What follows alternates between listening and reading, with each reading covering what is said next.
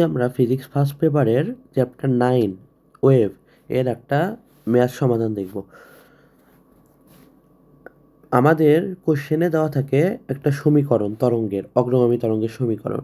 ওইখান থেকে বলে কৌণিক কম্পাঙ্ক বের করতে, তরঙ্গ বেগ বের করতে, বিস্তার বের করতে, তরঙ্গ সংখ্যা বের করতে, বিভিন্ন কিছু বের করতে বলে। এখন আমরা দেখব কিভাবে এই কোশ্চেনগুলোর অ্যান্সার দেওয়া যায়। এখন আমরা জানি একটি তরঙ্গের আদর্শ সমীকরণ y = a sin omega t minus K x. এখানে এ হচ্ছে বিস্তার, এখন ওমেগা হচ্ছে কৌণিক কম্পাঙ্ক, টি হচ্ছে যে সময়ে হিসাব করতেছি ওই সময়টা, আর কে হচ্ছে তরঙ্গ সংখ্যা।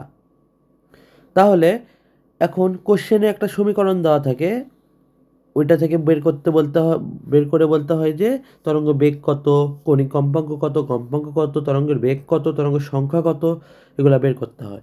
তখন কি করতে হয়, যে কোশ্চেনের সমীকরণটা দেওয়া থাকবে ওই সমীকরণটার সাথে আদর্শ সমীকরণের আমরা তুলনা করব।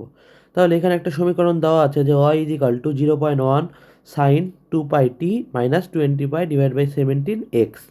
তাহলে এখন যদি আমরা আদর্শ সমীকরণের সাথে তুলনা করি তাহলে এখানে কি পাচ্ছি, 0.1 আছে হচ্ছে এর জায়গায়, তাহলে এ মানে জানি হচ্ছে আমরা বিস্তার, অ্যামপ্লিটিউড, তাহলে অ্যামপ্লিটিউড কত হবে 0.1, যেটা হচ্ছে আমরা পাইলাম।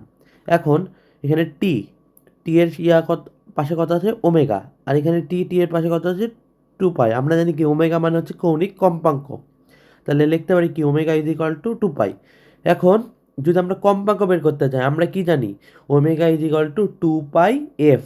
এফটা হচ্ছে কি কম্পাঙ্ক, ডাব্লু কিন্তু কৌণিক কম্পাঙ্ক। তাহলে 2π f = আমরা 2π লিখতে পারি। এখন f = আমরা কি লিখতে পারি, 2π কাটা, তাহলে 1 হার্জ।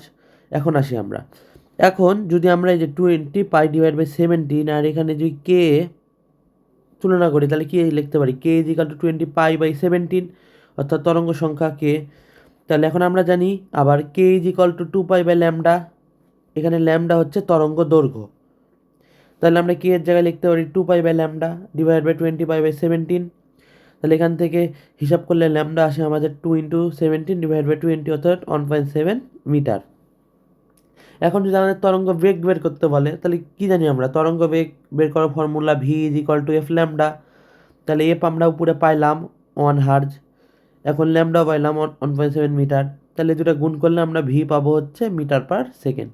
অর্থাৎ এভাবে হচ্ছে আমরা বিভিন্ন কিছু একটা সমীকরণ থেকে বের করতে পারি।